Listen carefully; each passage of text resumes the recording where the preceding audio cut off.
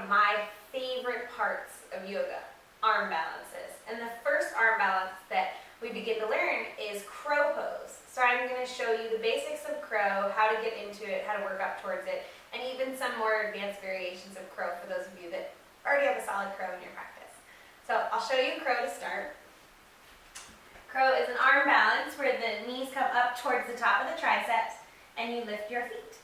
So you're balancing all on your hands. So to get ready for crow, same thing we talked about in plank and down dog. You're pushing through the ball mound of your hands and the tips of your fingers. Okay, so nice solid grip there. You're going to start in forward fold when you're first doing this, and you're going to bend through your elbows. So your knees are going to bend and come up towards your armpits, towards the top of your triceps, and you bend through your elbows. First, you're just going to start to kind of play there. Move back and forth, see what that feels like. Your gaze is down over your nose or a little bit in front of you. Then eventually you'll start to lift one foot, then the other. And when you feel ready, you can start to lift both feet, eventually pulling your heels in towards your glutes. So pushing through, again, the ball mound of the hand to take the strain off the wrist.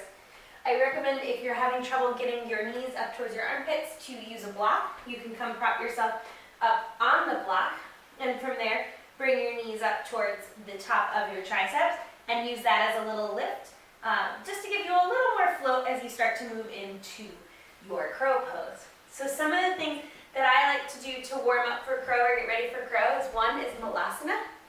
So taking your hands to your heart, knees to the inside of your thighs. You can just sit here and breathe, just kind of really getting that deep stretch through the hips.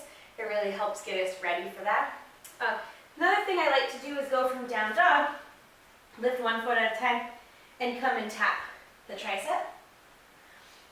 And just practice that. When you get the knee to the tricep, really squeezing the tricep or together to the knee and the knee to the tricep, getting that balance.